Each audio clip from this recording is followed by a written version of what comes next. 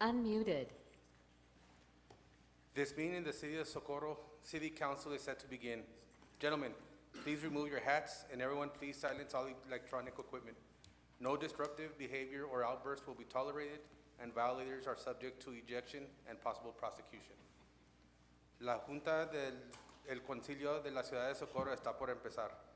Caballeros, favor de quitarse las cachuchas o sombreros y todos favor de poner en silencio todo equipo electrónico. No se va a tolerar ningún tipo de comportamiento perjudicial o revoltoso. A que no siga esas reglas, se le sacará y puede ser infraccionado. Gracias. It is 6:04 p.m. This meeting is called to order. Item number 2, Pledge of Allegiance led by Ernesto Serna Elementary School and Idea Rio Vista School students, and a moment of silence.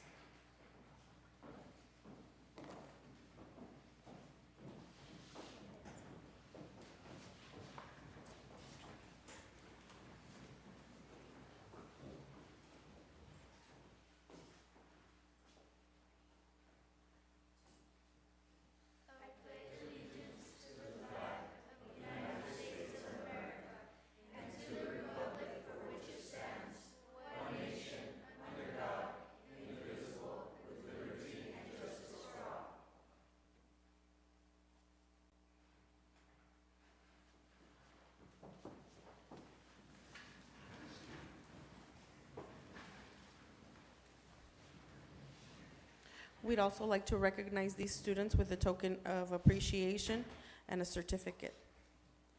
Would Miss Alexa Hermosillo please come forward?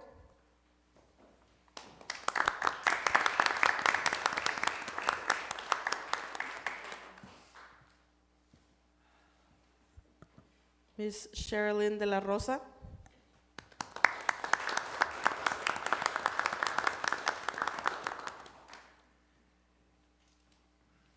Miss Natalie Rubio?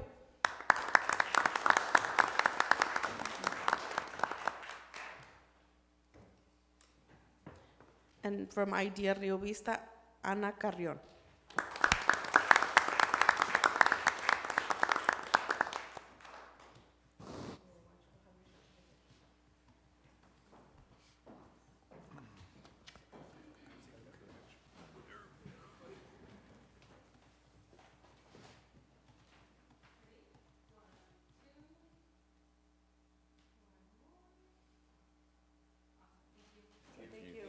Thank you, ladies.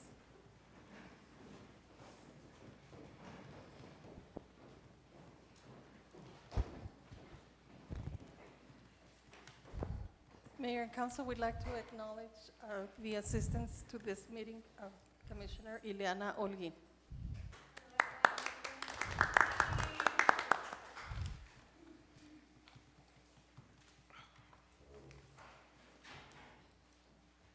Item number 3, establishment of quorum. Ruben Reyes. Here. Cesar Nevares. Here. Alejandro Garcia. Here. Mayor Ivy Avalos. Here. Rudy Cruz. Present. And Ivan Colom Villalobos. Here. Mayor, we have a quorum. Thank you. Item number 4, public comment. Margarita Chavez. Señora Chávez, tiene 3 minutos. My name is Margarita Chavez, and I live at 260 Sun Park Road. And the reason I'm here is our neighborhood is requesting some things that we need in our neighborhood, like streets, barriers, signs, pole lights, humps, and sidewalks. The reason, we have elderly people that live in our neighborhood, and that we have them walking in their walkers and in their handicap cars and on the streets, because we don't have sidewalks, and it's very dangerous for them because we have a lot of speeding on those streets, on Sun Park Road and Middle Drain Road. And they have fallen. We have a canal near the railroad tracks, and that canal does not have any barriers, and we have have cars that have fallen in the canal. And the last car, about a year ago, fell in there and he died. He killed himself. And that's very dangerous. We don't have signs because I live in a three-way stop, and they don't respect no signs. They don't respect nothing. And then the people that are walking in their handicap cars and their walkers, they just pass through it and they can't walk through the sidewalk because they don't have any sidewalks.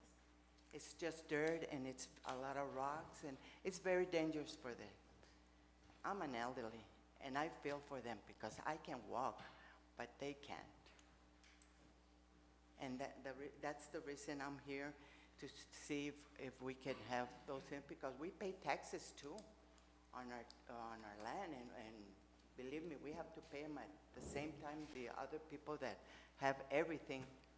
We have to pay our taxes too. So that's the reason I'm here, and see if we can have some of those things put in our neighborhood. Thank you. Thank you. Rodolfo Reyes. Mr. Reyes, you have 3 minutes. Thank you. Good afternoon, Mayor and Council. I have 2 comments. One comment is, I've been a lifelong resident of Socorro and Moon City, and I want to ask and recommend if there's any possibility to maybe mark Moon City as Moon City. Nobody knows Moon City as I do, as I've been a lifelong resident for Moon City. That's one of the oldest communities here in Socorro. If you're from here, you'll know where Moon City is at. Recently, I spoke to someone, a younger generation. He did not know where Moon City was, and they're working at Wing Shack right there on New Pueblo Viejo Road, or I think that's the correct name. Anyways, I wanted to recommend, if any possibility, we can maybe mark there as Moon City, as it was before. It used to start at St. Peter and Paul Church, and then at Gerdiv. That's basically the area that was called Moon City, hence Moon Road is part of Moon City. So I think that would be vital for the existing community to acknowledge this old community that has not been acknowledged at all. The second part of this recommendation or comment is on Punjab Road, there are no sidewalks, no ramps. My parents live at 624 Punjab. They're right in the corner, and they have not received any sidewalks, and they're elderly. And the reason that I'm recommending or asking for this is that they need the sidewalks as well. I know that other areas in Socorro that are newer has received sidewalks and driveways, and Moon City has not been acknowledged. It's been ignored. I don't know why it fell through, because I would imagine that sidewalks would be built from the oldest to the newest, but that's not happening. So I'd like to recommend if we can get sidewalks and some traffic calming devices there in that area as far as speeding. That also happens in that area, and that's an older area. So most of the generation there is 60s and 70s. Thank you for your attention. Thank you. Mayor, those were all our speakers. Thank you. Moving on to presentation. Item number 5, recognition of Margarita Perez for her outstanding work for the community.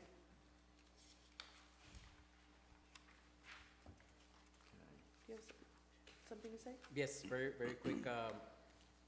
If Ms. Margarita and Ms. Maria Ornelas Guerrero would like to come to the front. I think I speak on behalf of the council and the city community. We want to thank you and for all the work you guys do for the community. I know it's not just both of you. I know your husband's always right behind you, carrying all the heavy boxes. But we are very honored to have you in our city. We are very grateful for all the things you do for the community. And it's like I told Ms. Margie, it's a small token, but it's from our heart.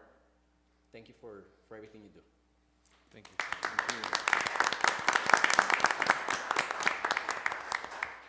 Mayor, we have Ms. Commissioner Ileana Holguin that wants to say a few words.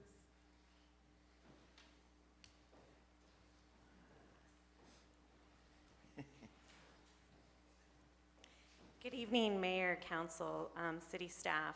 I just wanted to also echo what Councilman Reyes said about the importance of honoring two women and husband as well, who do so much for their community. I had the pleasure of meeting Margie last year, and since then, I've had the opportunity to witness on several occasions just how much she does for this community and how much she loves this community, and she'll do whatever she can to try to make it a better place for everyone.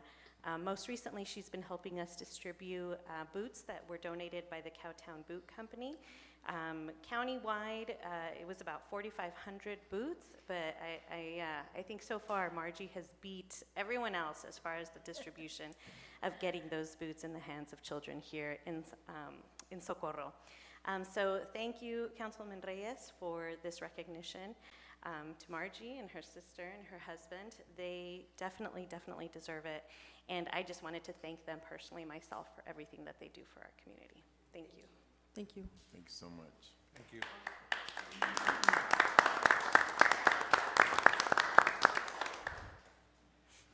I'd like to say that we really, this is our 20th year that we're starting. We ended our 19th year, just wonderfully. But this year, we started off again really well with this boot donation. And we, as a family, but created Christmas trails for toys. So then this was come about, Thanksgiving, Christmas, and now this, and anything that the community needs. We've gone through paying light bills or somebody doesn't have food or whatever. So we're here to serve, and whatever the city can help us with or whatever we can help the city, we'll be glad to do it. Thank you. Thank you. We'd like to give you some certificates of appreciation. Like Mr. Reyes said, it's just a token from us to you for everything you've done. Would you please step forward? This is for Ms. Margie Perez and Ms. Maria Ornelas Guerrero.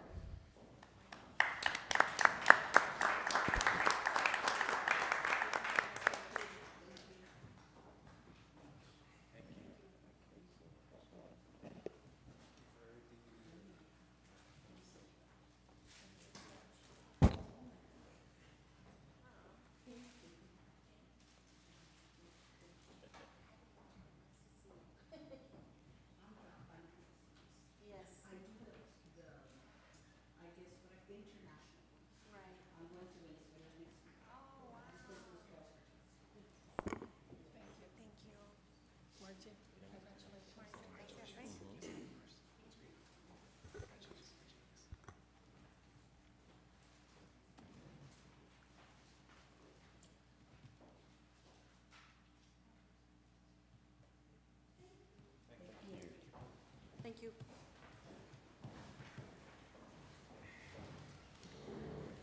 Item number 6, presentation by City Manager regarding December 2022 monthly report.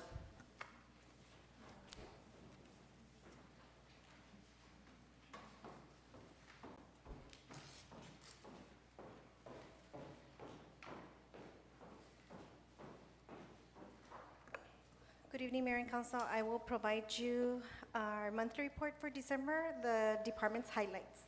Our municipal courts collected $30,791, received 117 citations from Socorro PD, 12 citations from DPS, 157 animal control, and 13 code enforcement violation citations. Our HR department did not have a civil service meeting. There was no agenda items. We had one separation, George Escudero from PD, and we had 2 new hires, Jose Botello, our planner, and Amanda Hernandez, art coordinator. Mr. Botello is right there in the public. Our Parks and Public Works Department prepared for the Winter Festival, placement of the Christmas tree, installed playground, and started basketball court at Cielo Claro Park, participated and assisted at the Winter Festival Parade, installed benches at Cielo Claro, Place Park, and Sergeant Magallanes, Also installed some solar lights at Sergeant Magallanes and Place Park. They repaired a paving cut at Cyan Valley, completed the mechanic office, and continue with a systematic approach for weed control and maintenance of all parks. Our police department received 2,516 calls for service, made 59 arrests, and officers continued to attend trainings to keep them in compliance with our TCLO requirements. City clerk prepared agenda and minutes for meetings scheduled for December 1st, received 39 open records, responded to 9, prepared 2 publications and a bid opening for sanitation services. Our planning and zoning department collected 45,447, issued 206 permits, 42 registration, 8 applications, and 35 letters. Our code enforcement issued 101 notices of violations, 53 cleared, issued 14 citations. Our animal control answered 198 calls for service, conducted 23 impounds, and issued 120 citations. Our recreations department hosted our Socorro Sundays on December 4th, 11th, and 18th, hosted Winterfest Parade on December 2nd, and Employee Appreciation Luncheon. 41 seniors registered, 902 senior meals were delivered, 32 welfare calls were conducted. HLC meeting was conducted on December 21st with 5 agenda items, 2 items approved, 3 items were tabled, and there was 1 presentation. They also kept up with all social media platforms, media inquiries, and press releases. Our IT department is planning for a new server room, new non-emergency call-in recording system, preparation network infrastructure for the 911 dispatch center, and training facility, and troubleshooted all IT-related issues with the city departments. Our grants department, administrative support and coordination of submission of quarterly reports for recreation center grants to the Paso del Norte Health Foundation, and the Texas Historical Commission review of 12 viable grant opportunities through the Office of the Governor for the Socorro Police Department. Also delivered a stormwater management training for municipal employees on December the 16th.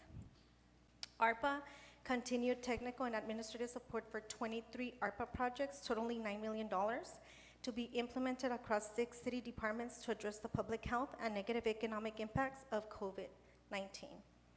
The Economic Recovery coordinated small businesses support meetings on December 13th, completed upgrades and set up at Chayapodaca Community Center to house the Socorro Small Business Support Center. Transportation completed the local government project training and certificate, and also is still, reviewing the TechStop projects from our engineers for reimbursement for TechStop. And that concludes our highlights for the month of December. Do you all have any questions? Thank you. Thank you. Thank you. Mayor? Mr. Garcia? Can we move up items 17, 23, and 24? Mayor, may I include number 28? 25, I'm sorry, number 25. Second. Ruben Reyes, Yes. Cesar Nevares, Yes. Alejandro Garcia, Aye. Rudy Cruz, Yes. and Ivan Colom Villalobos. Yes. Can I get those numbers again, please, that we moved up? 17, 23, and 24, and 25, I'm sorry. Thank you. Item number 17, discussion and action to approve Resolution 729, approving a variance to allow an accessory structure greater than 50% for the property located at 461 Santa Gertrudis and being Block 1, Lot 18, Socorro Mission 1 Subdivision, Socorro, Texas.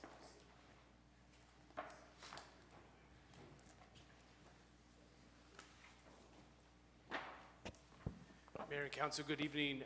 Carlos Gallinard with Planning and Zoning Department. Hope you all are doing well. So this is an item that has a little bit of several moving pieces. It may be unfamiliar to you because this is quite frankly the first time that we have presented a variance for this type of request. I'm going to walk you through the typical presentation, and then I'm going to spend a little bit of time walking you through the details of the code and hopefully give you enough information with the presentation. So here's, as part of the background, what the applicant is requesting is approval of a variance that would allow an accessory structure greater than 50% of the primary structure. So the way that the code is drafted, it says that you could have your house, right? That's your primary structure, and then you could have an accessory structure. That accessory structure cannot be more than 50%. So as an example, if you have a house that's 1,000 square feet, your accessory structure could be no more than 500 square feet. In this case, the gentleman is requesting the structure to be at 72% of the primary structure. And again, I'll walk you through the presentation. The zoning is R1, single-family residential. It is 21,000 square feet. The address is 461 Santa Gertrudis. Future land use map has this as residential, and there is a single-family structure there currently. The request, again, is to approve the variance. So the code does not allow this. He is here because he needs the variance for that 50%. And both staff and the Planning and Zoning Commission are recommending denial. And I'm happy to walk you through some of the items that the PNC looked at.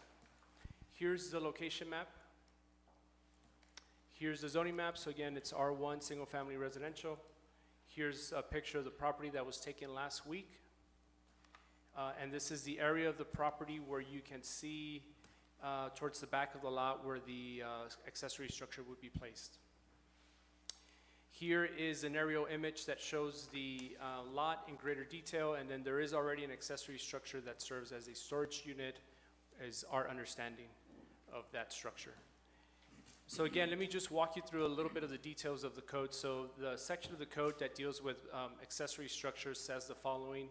Number one, no accessory structure shall include, no accessory structure excluding fences or walls shall be closer than 5 feet, and an accessory structure shall not exceed 50% of the square footage of the principal building.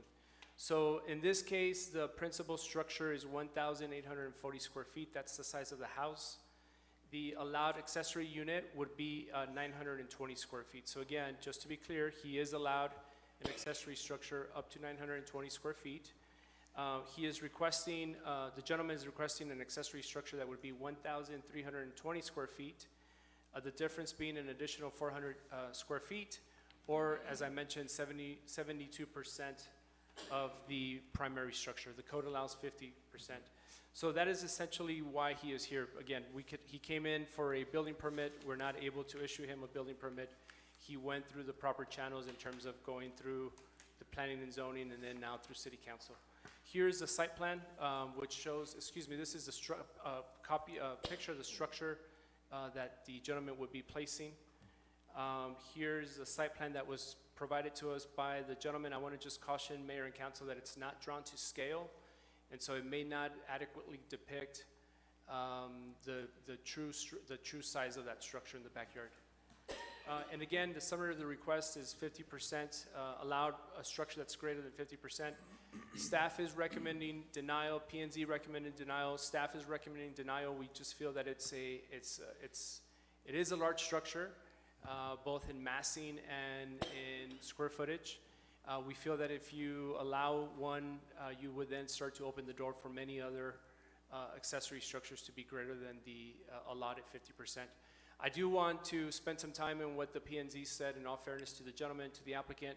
P&C vacillated a little bit. They went back and forth in terms of whether they should approve it or not. I think they felt the items presented by staff were adequate, right, factual. We all know that it's a pretty clear-cut case, right? Again, 72% of his home. The question that was asked by one of the P&C commissioners, the question that was asked is, do we consider the porch to be part of the primary structure? And typically we do not, right? Now, the Central Appraisal District separates porches, accessory structures from the primary structure. So if you were to, and we didn't, but again, the question was asked by the P&Z, if you were to add the square footage that's part of the porch that's attached to his house, would that help him increase the square footage of the accessory structure? And the answer is yes, it would. It would get him closer to about 51, 52%.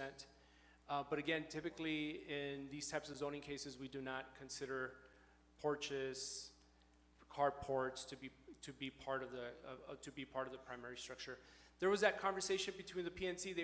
They all went back and forth. Admittedly, I'm not sure that this is an easy case. The gentleman has a compelling story to tell. But in our case, we just feel that, again, it's a massive structure that would be allowed in a single-family residential neighborhood. And then I think you would be opening the doors to many more of these in the future. And with that, I'm happy to answer any questions. Ms. Villalobos?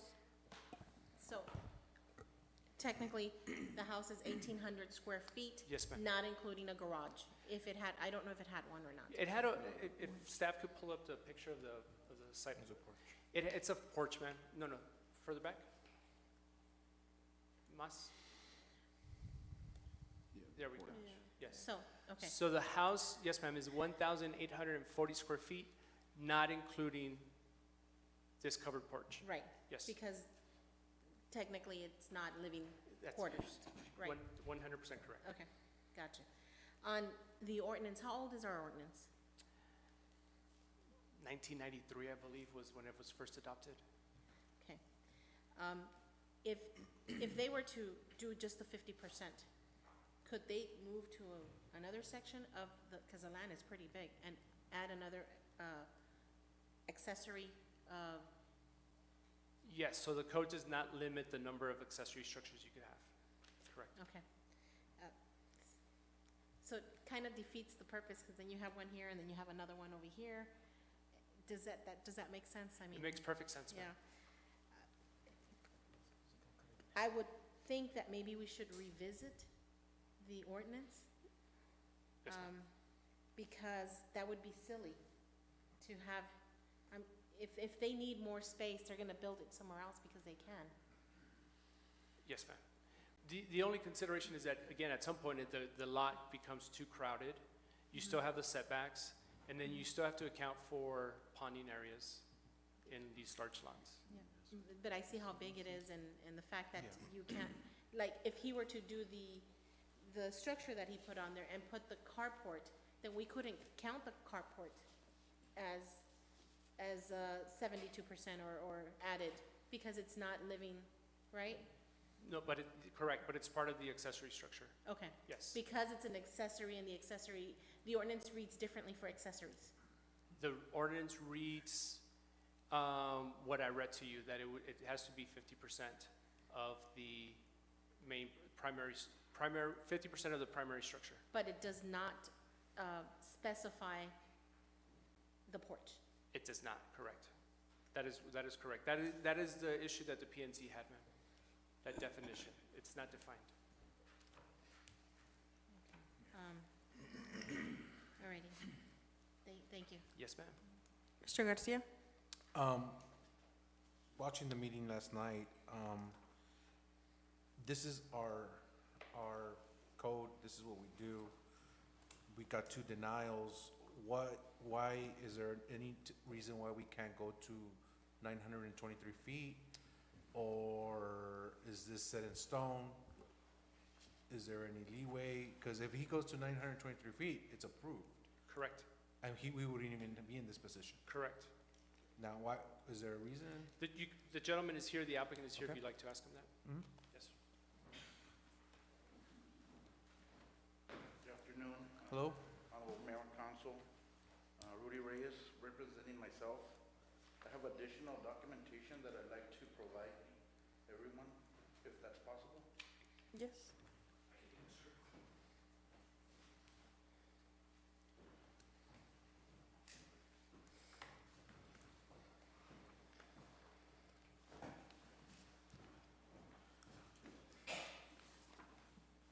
First of all, I'd like to thank you for providing me the opportunity to address a variance request that was previously denied by the Planning Review Committee.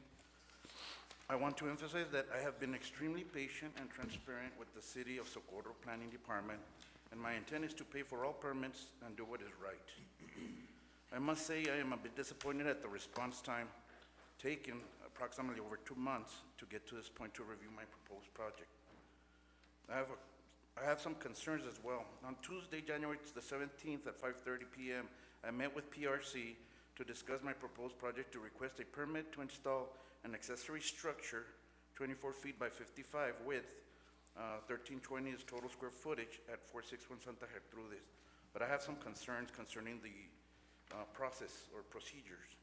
First concern is the documentation provided to PRC was insufficient to be able to make a fair and accurate decision at no fault of the PRC committee. The committee nor the applicant were provided copies of the ordinance, section 46239, accessory structures, until I requested it after PRC meeting. The square footage provided to the planning committee by Mr. Gallinar was based on an assumption that the square footage of the principal structure should be calculated by the living space of the principal property to compare to the proposed accessory structure to be installed. Chapter 46, Ordinance 239, subsection B stipulates that an accessory structure shall not exceed 50% of the square footage of the principal structure. There is no mention that the living space should be used to calculate the square footage of the principal structure. Please note that even the gentleman that was sitting at the city attorney's, and I don't think it was this gentleman, even mentioned that the living space was not part of the ordinance. So why are we including the living space as part of the calculation? I've given you an attachment A. It's a copy of the ordinance. You might already have it, but I feel that it's pertinent to this case. To adhere to this ordinance as written, the square footage of the principal structure property should have been based on the actual size of the principal structure, which is 45 feet in length by 70 feet in width, which equals approximately 3360 square footage. And I've also attached attachment B is a copy of the aerial view of the principal structure provided. In conclusion, if the square footage of the principal structure is 3360 square feet approximately, and 50% of that is 1680 square feet, then the proposed accessory structure, which is 1320 square feet, is 360 square feet less than 50% of the principal structure, which is 3360 square feet. Finally, if square footage is based on the total square footage of the principal structure, this request for approval of variance should not have been reviewed, and a permit should have been issued after payment. I thank you for your consideration of my findings, and hopefully we can get to an agreement and get this going. I really do want to do things right. I don't want to build something that's substandard. It's a brand-new property. It's a brand-new building, and I want to do things right and get permits done. I don't want to do what a lot of people do, is build the structure and then ask questions later. Thank you for your attention. Sir, now, the question that I had is Yes. why couldn't we build it to the 923 feet? That is a possibility, but I have, as if you noticed on attachment D, I've already purchased the size of the building So already. it cannot be moved, it cannot be, Prefabricated, it can be. It's prefabricated, and they're just waiting for the permit for me to move forward.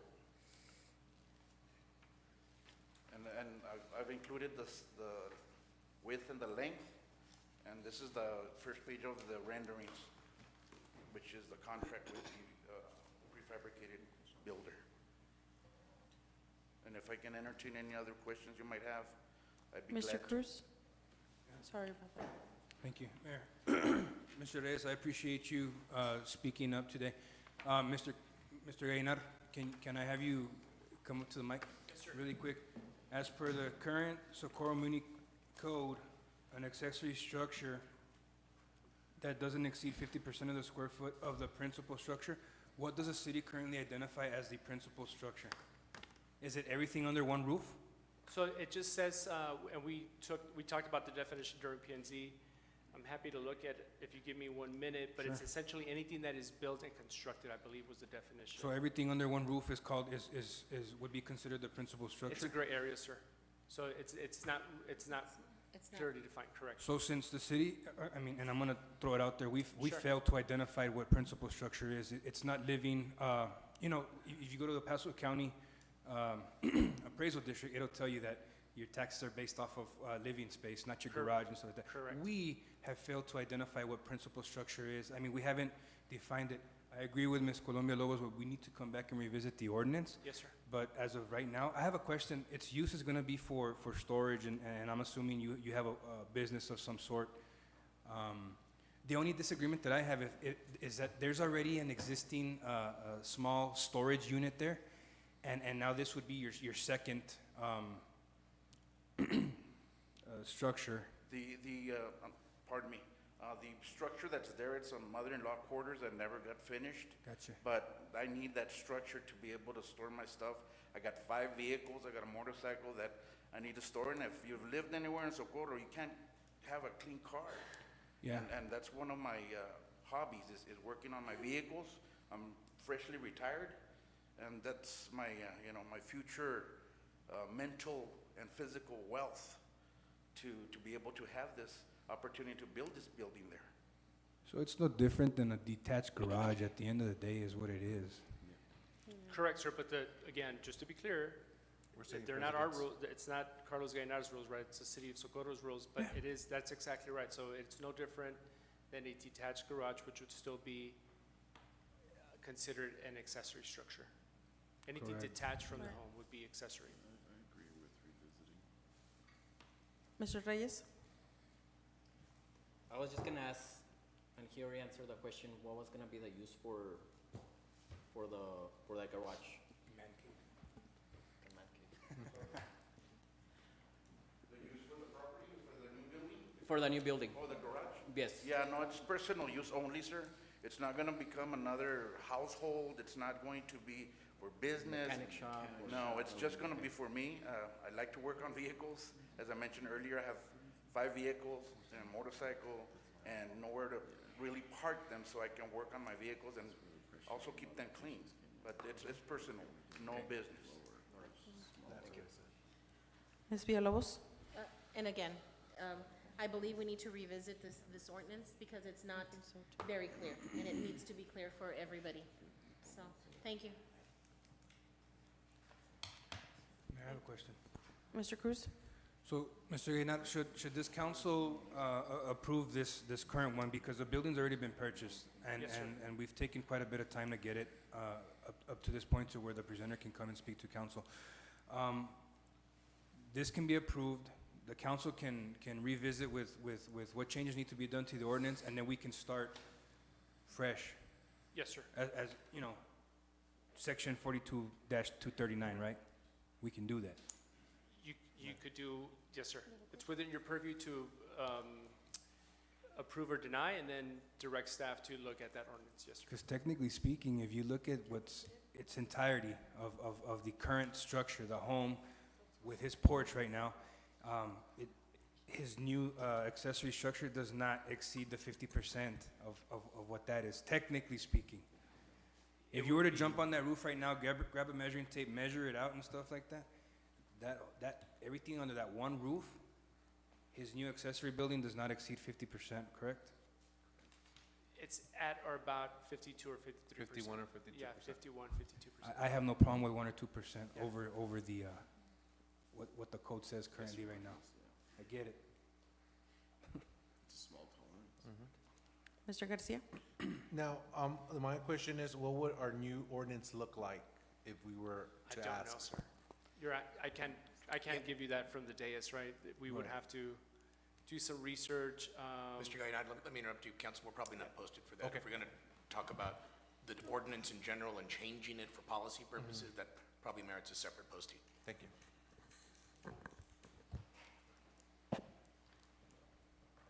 Motion to approve? Second.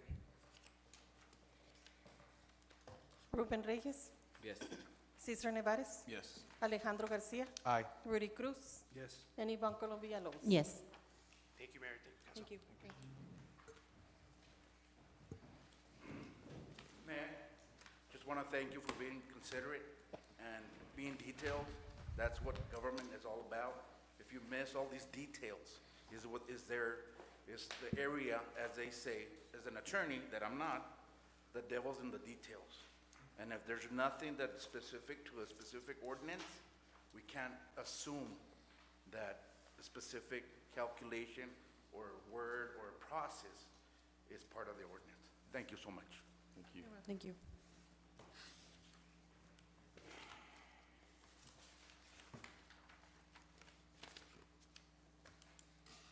Moving on to Mayor and Council, item number 23, discussion and action to approve the appointment of Yolanda Rodriguez to the Civil Service Commission, Place 6. Motion to approve? Second. Ruben Reyes, Yes. Cesar Nevares. Yes. Alejandro Garcia. Aye. Rudy Cruz. Yes. And Ivan Colombia Lobos. Yes. Item number 24, swearing in of newly appointed commissioner.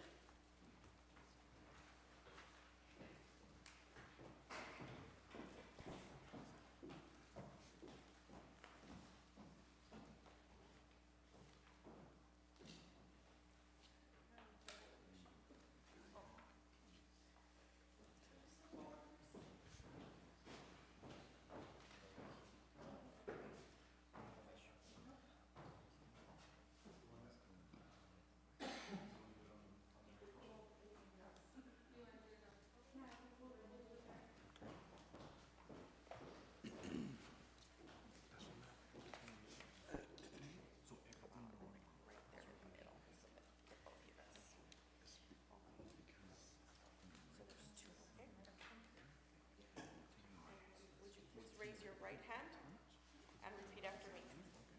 I state your name. Yolanda Chavez Rodriguez, Do solemnly swear or affirm do solemnly swear and affirm that I will faithfully execute that I will faithfully execute the duties of the office the duties of the office of the Civil Service Commission of the Civil Service Commission of the City of Socorro, Texas, of the City of Socorro, Texas, and will to the best of my ability and will, to the best of my ability, preserve, protect, preserve, protect, and defend and defend the Constitution the Constitution, and laws of the United States the laws of the United States and of this state. and of this state. One more. I, I, please state your name, Yolanda Chavez Rodriguez, do solemnly swear or affirm do solemnly swear and affirm that I have not directly that I have not directly or indirectly paid, or indirectly paid, offered, offered, promised to pay, promised to pay, contributed, contributed, or promised to contribute or promised to contribute any money any money or thing of value, or thing of value, or promised any public or promised any public or employment or employment as reward as reward to secure my appointment to secure my appointment or confirmation thereof. or confirmation thereof. Congratulations. Thank you you. very much. Thank Thank you. you for joining us.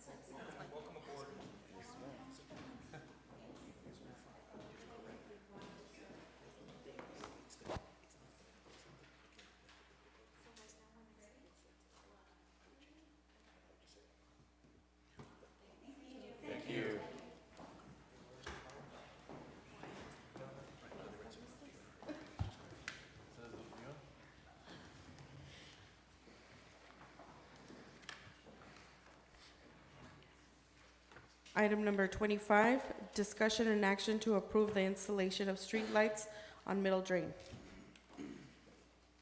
Motion to approve. Second. Number what? 25. 25. Would you like to introduce?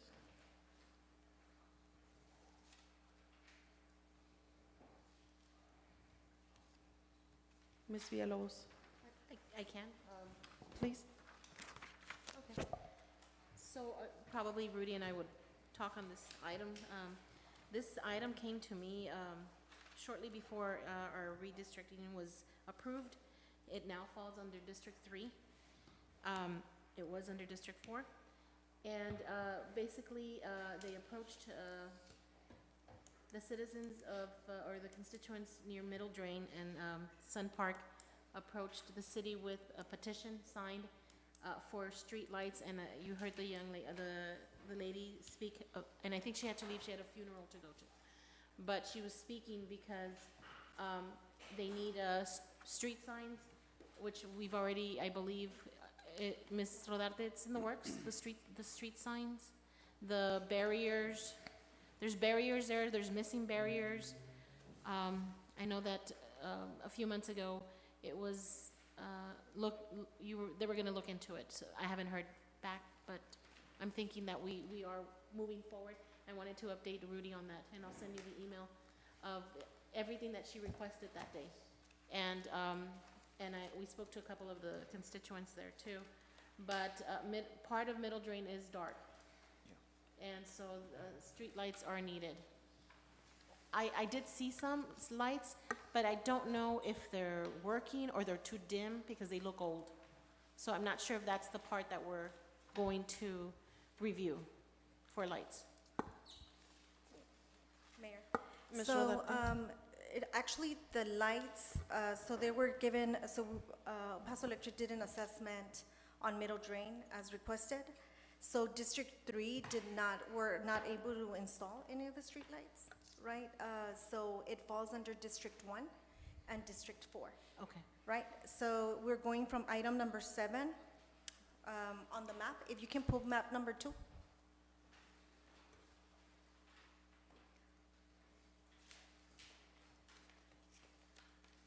So these are the lights that were brought up. So anything from item number 1 through number 6 they're not possible to put lights.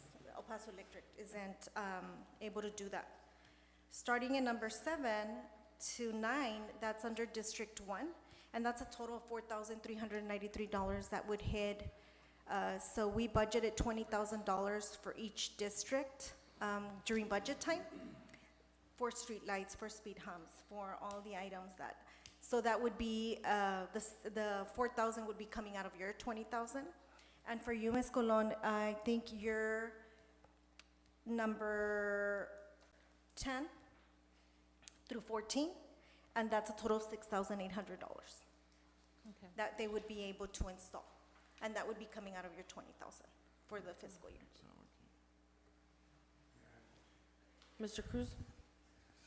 So I was confused because I was under the impression that the lights being requested, I know they're like right on the line with the new redistricting. So there's none in District 3 that are being requested right now?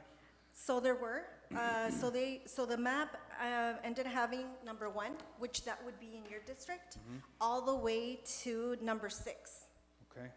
But those do not qualify for a streetlight through El Paso Electric. Right, so they're saying city already has one for number 1. City already has one for number 2. City already has one in number 3. Number 4, not possible, no room on the pole. Number 5, not possible, distance to El Paso Electric power is too far. Number 6, not possible, distance to El Paso Electric power is too far. Right, and then number 7, they can install a 32 with LED on El Paso Electric pole, and it's gonna cost $631, right? So it goes on with the recommendations that El Paso Electric is coming. So 1 through 6 are not what's being presented today. It's there of the assessment that El Paso Electric did, right? So on map 1 or 2, it doesn't matter, anything that's in the area between 1 through 6, because of the traffic light study that El Paso Electric conducted, no placement of lights can happen there. Not from El Paso Electric.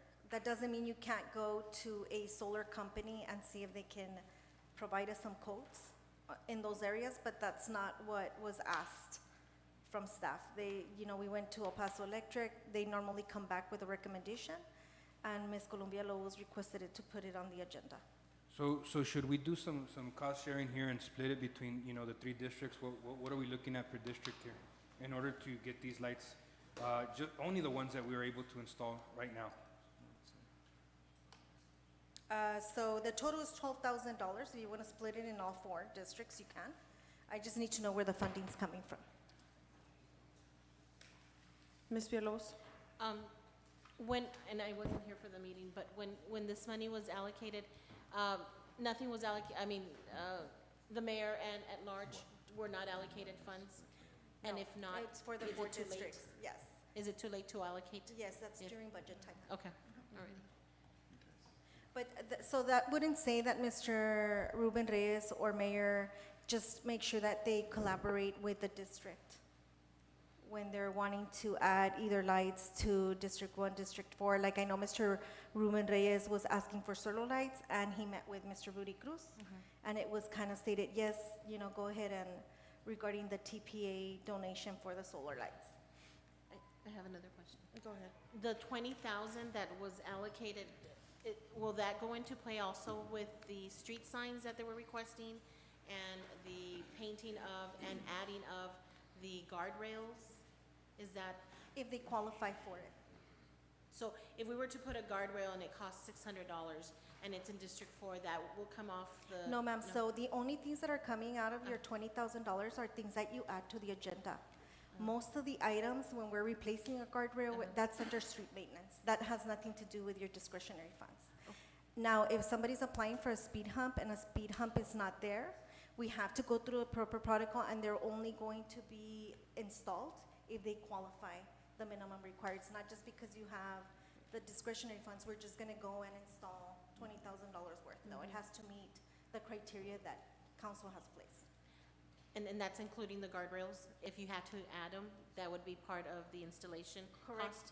Just because we can't add guardrails anywhere just to add them. They have to actually really have a purpose.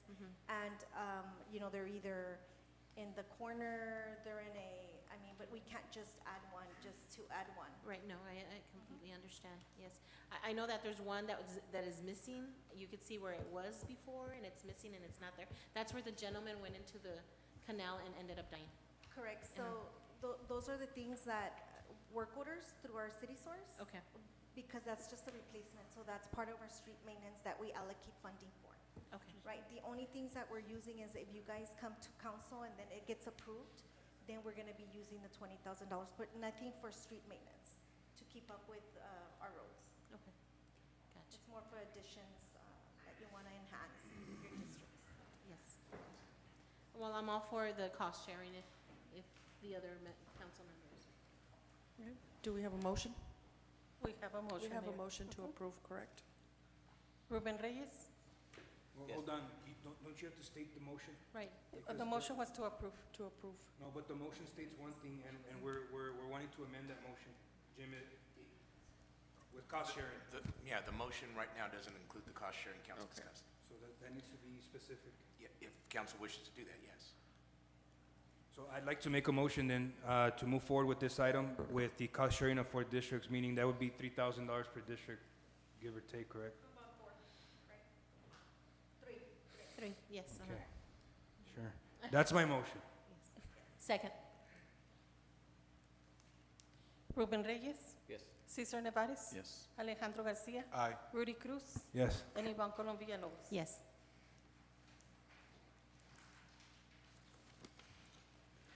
Moving on to consent agenda. Do we have a motion? Motion to consent agenda? Second. Ruben Reyes?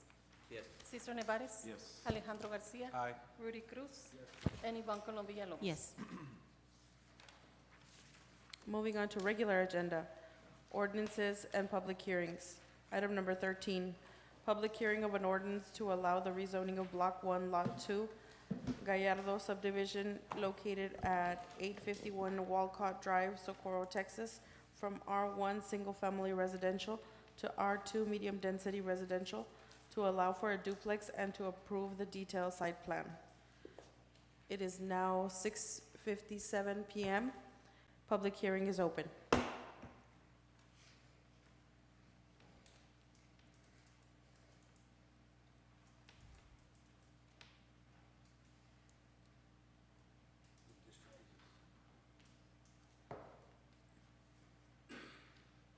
Walcott. Do we have any speakers? No one signed up, No one signed up? and we don't have anyone on the phone. Okay. As there are no speakers, public hearing is now closed at 6:57 PM.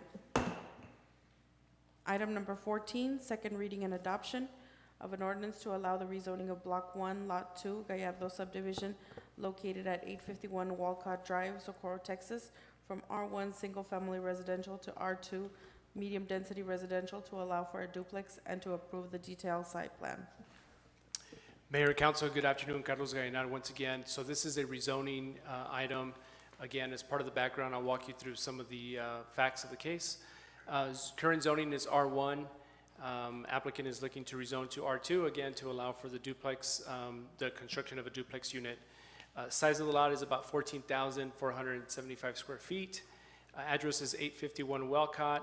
Future land use map has this as residential. Land use is currently vacant. There's nothing on the property currently there.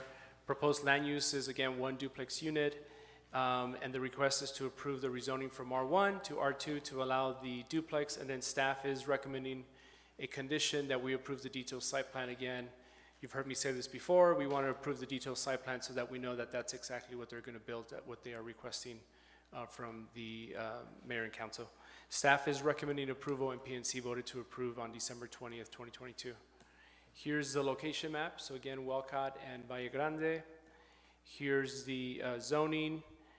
It's 851 Welcott. And there are other R2s within that neighborhood. So in keeping with the parameters of adjacencies and compatibilities, there are other R2s within this subdivision. Here's the picture of the property. Here's the aerial. And again, we did, as per state law, submit letters to residents within 200 feet of this property. We have received no public input as of today.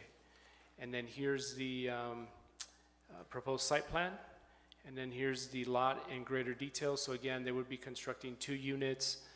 There would be a rock wall between the 2 parcels, plenty of landscaping, plenty of parking, plenty of on-site ponding. And so staff is recommending approval, and so is the P&Z, and happy to answer any questions. Motion to approve? Second. Ruben Reyes. Yes. Cesar Nevares. Yes. Alejandro Garcia. Aye. Rudy Cruz. And Ivan Colom Villalobos. Yes. Moving on to Planning and Zoning Department, item number 15, discussion and action to approve Resolution 727 for the support of the Nevares Palms 2 low-income housing tax credit project located at 220, 233, and 237 North Nevares Road. Mayor and Council, once again, Carlos Gainat for the record. This is a request from Tropicana Properties, Tropicana Homes, for a resolution in support of their tax credit project. There was a similar item submitted to council probably exactly about a year ago. And so the applicant has a presentation. We did submit the resolution that's part of the backup. So again, it would be a resolution in favor of support for the project. And Mr. Bobby Bowling has a presentation to give to council if he may. If I could ask staff to pull it up. Thank you. Excuse me. Good evening, Mayor and Council. I'm Bobby Bowling with Tropicana Properties, Tropicana Homes, and actually the applicant is Tropicana Building 2 LLC for this tax credit property. As Mr. Guynar stated, we actually submitted this for approval and a resolution almost identical to this last year, and it was unanimously approved. We did not get approved for tax credits by the State Housing Agency, TDHCA, but we were successful in being awarded one of the 3 that we submitted in the city of Socorro called Fiesta Palms off of Horizon Boulevard. We submitted 3 last year. What's changed a little bit, if you could go to the first slide. So last year we had 3 applications. Like I said, Fiesta Palms was awarded tax credits, and then we submitted Nevares Palms 2, which was 220 North Nevares Road, and then we submitted a 3rd application on lots 233 and 237 that was called the Jaime O. Pettis Memorial Apartments Phase 2. TDHCA graciously is allowing us to combine those 2 applications on the 3 sites there with those 3 addresses and make them 1 application this year. That helps us in a lot of ways with rising construction prices and inflation. We're able to realize some economies of scale by building a 96 units apartment complex instead of 2 48-unit apartment complexes, with each having their own transactional costs. Also, you'll be pleased, I get asked this every year about the portion in the ordinance that says the city of Socorro will waive a portion of the permit fee. You'll notice in the ordinance, it's requesting, our request to you is the same as it was last year, to waive up to $500 in permit fees. That's in the TDHCA rules. There's a point item for that. Ms. Colon Villalobos has asked me about that since 2018, the first time I came here before you. The good news is I only have to ask for one, since they're letting me combine these two applications. Instead of 500 for each, I only need one 500 waiver for the two combined applications. So to walk you through, the other thing that's important here is these are both behind existing tax credit developments that you all voted to approve back in 2018. Not this exact body, I know most of you are not here from then. Ms. Colon Villalobos is, and I believe Mr. Navarez is, but the existing developments you can see on this map, you'll see JOP Palms, that's a misnomer, I don't know who does Google Maps, but that's not what it's called, it's something similar to that. But that's an existing development, and we're going to take the vacant land that's next to it in blue there, and that's going to be 48 units there. And then if you follow that red dotted line down the street, there's Navarez Palms. They do have that one correct on the left of the blue area. And then this blue area is going to be the next phase 2 for the existing Navarez Palms. There's one other added benefit for you all as citizens of Socorro. We've noticed that El Vecino across the street is taken to parking a lot of cars on one of our vacant lots, and we've had to administer that and police that, and we're looking at maybe building a fence around it, but once the development is there, that will stop too. There are kind of some junky cars under repair that we've gone and told him he's got to get off our lot. If you can go to the next slide, it shows these sites in more detail. Okay, so this is 220 Navarez Road. This is the one that's closer to Alameda. You can see that main street down there at the bottom is Alameda. And that's 104 units existing at Navarez Palms. And then you'll see in the yellow, it's about 6 acres. That's where another 48 units are gonna go. So you can see the driveway goes right, stubbed out to that site. We always anticipated doing a phase 2 here at some point. With another tax credit application. So it's all ready and it's all, utilitied, and it's a fully developed lot. It's ready to go. It's already zoned, it's already platted.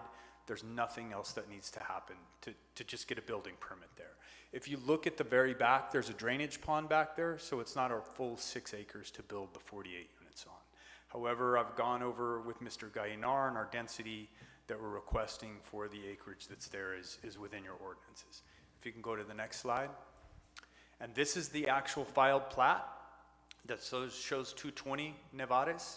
And you can see it's filed of record and recorded and all of that. So it's a fully developed and platted lot. Next slide. This is the other site. This is where 233 and 237 Navarez Road are. You can see the existing retention pond. That's already there. And those are the 48 units. No, I'm sorry. We're still on 220 Navarez Road. This is our rendition of what the 48 units there will be like on the 220 Navarez Road site. The retention pond is already there. If you can go to the next slide. Now this is the other 233 and 237 Navarez, and you can see the existing apartments right next to it on the left. Again, that street along the side was paved and always anticipating to be a shared driveway for the next phases that we're going to build. There on the back, you can see one of those lots is kind of panhandled. That's the retention pond. Both ponds that are built already were built large enough to accommodate these new developments as well. So they were engineered properly and all of that. Next slide, please. This is the filed plat for the 233 and 237 Navarez Road. I don't know how it's kind of cut off, but it has the same stamps and seals and signatures as the other one did. It's filed of record as well. And the next slide. And this is what the 48 units, they're all going to be quadruplexes. So each site will have 12 quadruplex buildings placed on there. It's a combination of 1-bedroom, 2-bedroom, 3-bedroom, and 4-bedroom units for all family types and sizes. Next slide. And this is, and I'll finish the presentation, it's almost finished, and then I'll take any questions you have. And if you want to go back, that's not a problem.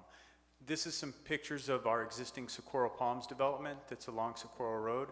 Actually, we did come here in 2014 asking for approval, and I believe Ms. Colombia Lobos was there at that time as well. Maybe? No. No? 2017. 2017. Yes. So this was the first one that we did in Socorro. So this will actually be, once Fiesta Palms is built, this will be the 5th one that we've built in the city of Socorro. We think it's very nice, and we're very proud of it. If you skip to the next slide. This is, sometimes people ask, well, who lives in tax credit housing? This is a demographic study that we did of the existing Socorro Palms development. You can see the average income size, the average family size, the residents that are on Section 8, and there's no prohibition for us taking Section 8 or project-based housing choice vouchers. Anyone who comes with a voucher, we accept them for any of the units. 16% of our people at Socorro Palms are special needs, about 5% are elderly, and 95% have verifiable jobs. This is a typical of all our tax credit developments.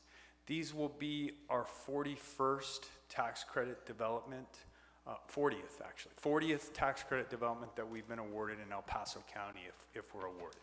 Obviously, most of them are in the city of El Paso, but we're very excited about working with you all. There's tremendous demand here. Those existing phases of Jaime O. Perez Memorial Apartments and Navarez Palms, that's 200 units combined exactly, and we have about a 40-person waiting list for those developments. So we have no vacancies. It's 100% occupied, and it's going to score real well at TDHCA. With your approval, I feel very confident that we'll be awarded these sites for tax credit developments. I think I might have one more slide. Oh, this is a little bit of how we pre-screen our tenants. It's a very important distinction. This is not public housing, and not to disparage public housing, that's fine, but this is different. This is tax credit housing. This is owned by private individuals. We're not getting a tax abatement. Tax credits means federal tax credits, IRS tax credits. We pay full property taxes here on all our properties, and we will again this year. We're not sales tax exempt either, and we personally, the partnership is not exempt from paying income taxes either. So there's no like cross between the tax credits, just a designation that we can use people's federal income tax credits instead of them paying income taxes as investors for this development. And so we have very strict guidelines for who can live there. We don't put up with any criminal mischief or any loitering or we have people on staff that are there to make sure the properties are clean and upkept and that there's no gang or criminal activity. I invite any of you, I'm sure you've all seen my existing developments. These are some of the social services that we provide to our tenants. Credit counseling, financial literacy, GED, ESL, you can see the list. We provide these services on all of our properties free to the tenants. And then one last slide. This is the one that we're the most proud of with the social services that we provide. In the past 2 years, we've been able to move, we have almost 4,000 units at this point, but we've been able to qualify about 50 of our low-income tenants for home ownership in the last 2 years. We have a rent-to-own program where we really try to encourage people to participate in home ownership. We try to help them rehab their credit and understand what it takes to be a homeowner. It's very exciting for us when we are able to get these people to understand that they can afford a home. A lot of times they have the income, and there's sometimes a mindset of like, well, I can't afford a home, and we just go and coach them and talk to them, and we say, yeah, absolutely, you can. You know, you can do this. So we give a lot of classes on that and a lot of programs, and we've got more success than any other tax credit developer in the United States as far as qualifying our renters for homes. And I think that's probably because, you know, we're home builders as well. Most of my colleagues in this area are just apartment builders, and they actually don't want to lose their tenants. But we're happy and, you know, to sell them a home as well, so. And I think that's it. One more slide. Yeah, now we're just questions. I'm happy to answer any questions that you all might have. Again, it's a pleasure to do business in this community. We feel honored. It's really, you know, I can't express to you how, you know, wonderful it is working with your staff and working with the people in Socorro, and your tenants are fantastic people, fantastic people. We have very few people that are non-rent payers, and once in a while we have evictions, but it's far and few between here in the city of Socorro. You all should be proud of the people you represent. We're proud to serve them with affordable housing. So. Ms. Villalobos? Just a real quick question, I guess it's more personal because I'm in real estate constantly being asked.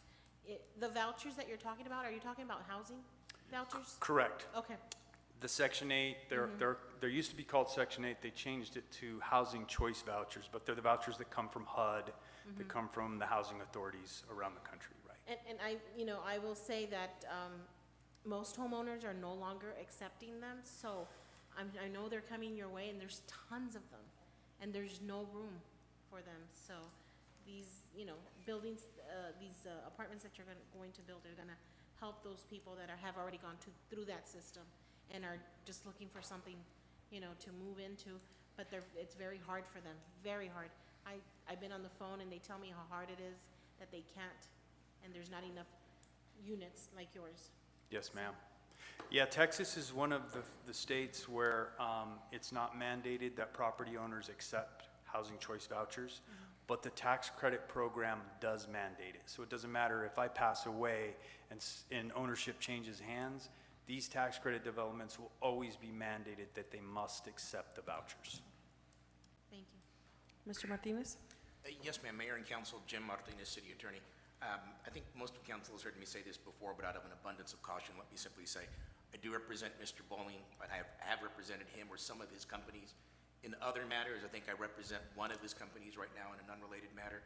Obviously, I don't represent him in connection with this matter. I simply wanted to say that to council. Thank you.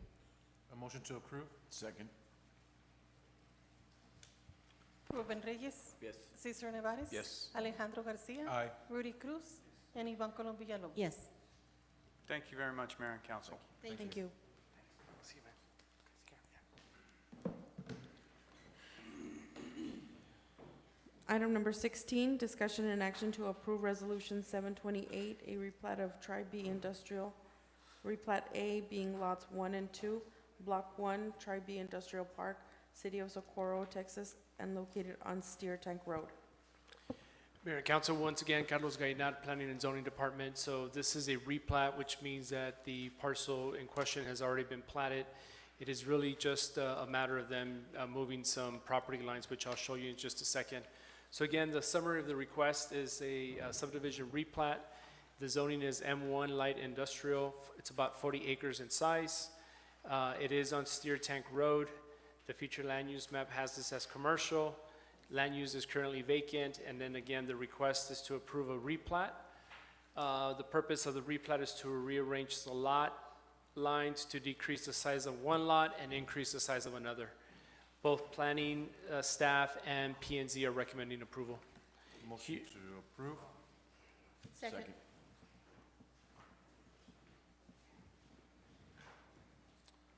Should I continue, ma'am, or? Go ahead. Go ahead. Yes? Sorry, did I interrupt? Should I continue? I think they're gonna vote. Go ahead. Yes. Was I already? Ruben Reyes. Yes. Oh, shoot. Cesar Nevares is absent. Alejandro Garcia. Aye. Rudy Sorry about Cruz. And Ivan Colom Villalobos. Yes. I wasn't even looking. Item number 18, discussion and action to approve Resolution 730, approving preliminary and final plats for Sombra de Piro, subdivision being tracks 22-A, Block 17, Socorro Grant Historical District, City of Socorro, Texas, and located at 10221 Socorro Road, and approving a front setback variance. Mayor and Council, once again, Carlos Gallinado with Planning and Zoning Department. So this is this property, like many properties along Socorro Road, have never been platted. So this is why you see both the preliminary and final plat. This is essentially a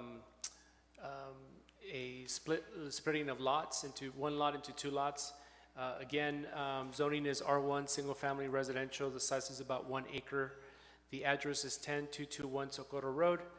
Future land use map has this as residential. There is a single-family home that would be part of the first lot. Again, we would be approving the preliminary and final plat. There are no public improvements being dedicated to the city of Socorro. And then I think as you've seen us in other cases present this before you, because there is an existing structure that does not meet the front setbacks, the way to legalize that is through a variance that is recorded on the plat. And both planning staff and P&Z are recommending approval. Here's the location map. So there's a street frontage on Socorro Road in Buford. Here's the zoning. So again, R1 single family residential. Here's the pictures of the property. So as you can see, the picture on the top shows the home facing Socorro Road. The picture at the bottom shows the lot that would be on Buford Road. And then I just want you all to take notice of the house that's currently, the structure that's currently there, and the setback in that case would be 60 feet, and it's at about 20 feet or so. So here's the aerial image. Here's the preliminary plat showing the lot dimensions, the ponding areas, existing structures, things that are depicted on the preliminary plat. Here's the final plat that shows the lot lines, and so I've outlined in yellow where that new line would be. And then here's the variance. So again, the house was built back in 1957. Again, the setback would have to be about 60 feet when it faces the arterial. And because it doesn't, and we're not going to ask them to demolish their structure, the way to legalize this again is through the plat. So there'll be a note on the final plat saying that the council has granted them the variance for the setback. And then the proposed setback is 20 feet. And with that, I'm happy to answer any questions. Again, staff is recommending approval, P&Z is recommending approval. This is approval for preliminary and final plats and approval of the setback variance. Ms. Villalobos? And just for the record, for Yes, those ma'am. that actually view, and one of the things is it was built in 1957, 7, ma'am. and we didn't incorporate till 1986. 6. Okay. Yeah. So that's one of the reasons, correct? Yes, ma'am.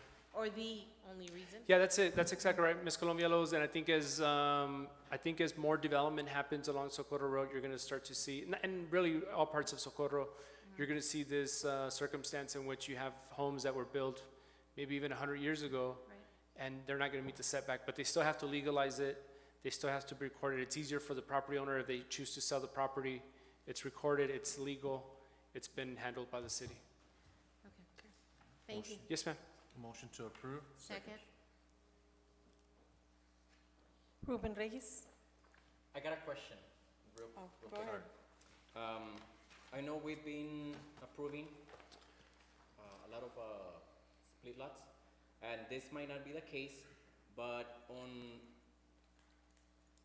communities where the streets are not as accessible as this, are we in the future gonna start doing a traffic study?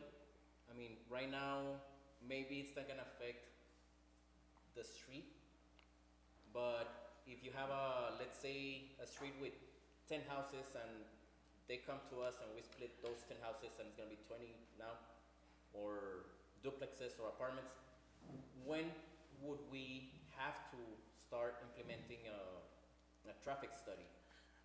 And I know right now it's gonna probably take years, but is there something to kind of like put in a little note? Mr. Reyes, I think that's a great question. Mr. Gainat, may I interrupt, Yeah. Mayor? That's beyond the scope of what we right, proposed right. it for. You need a separate item. You would have to put it on the agenda for next. Ruben Reyes. Yes. Cesar Nevares. Yes. Alejandro Garcia. Aye. Rudy Cruz. Ivan Colom Villalobos. Yes. Thank you, Mayor. Thank you, Council. Thank you.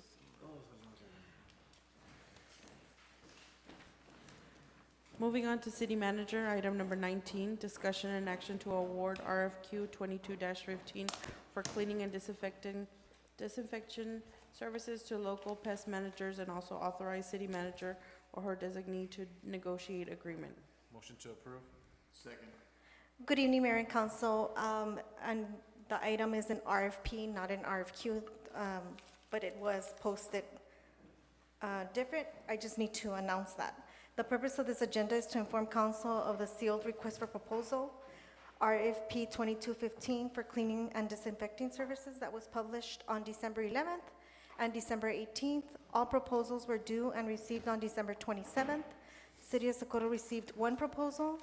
City clerk opened bids on Monday, December the 27th. City staff recommends local pest managers be awarded this contract. The firm was evaluated on project approach, experienced personnel, and references. The awarded firms meet all requirements.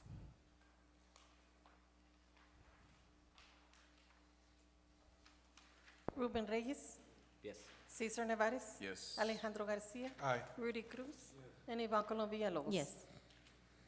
Item number 20, discussion and action to approve the purchase of one Caterpillar Model 938M wheel loader from Wagner Cat in the amount of $254,305.92.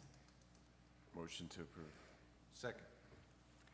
Good evening, Mayor and Council. During our budget and capital workshop, Council approved of the following purchases through ARPA funds for flood control and maintenance.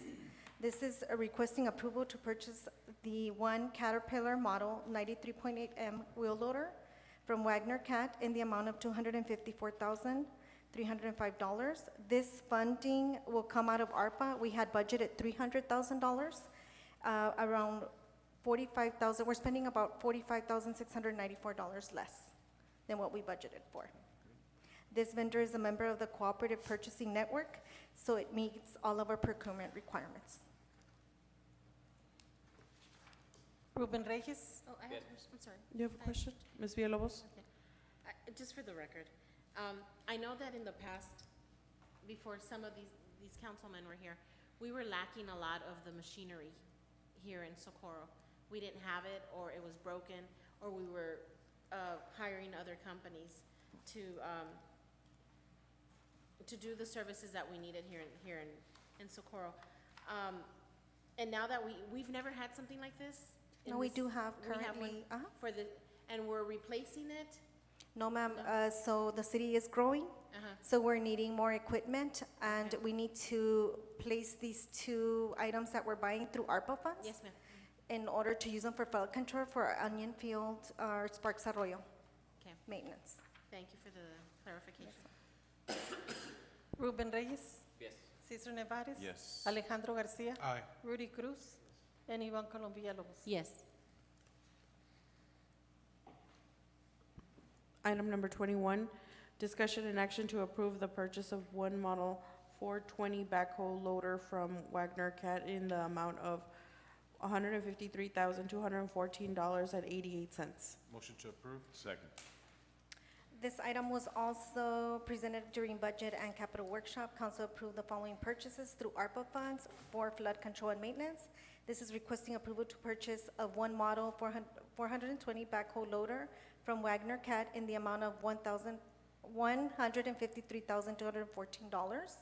This funding will come out of ARPA. We budgeted $225,000, so we're gonna spend about $71,000 less.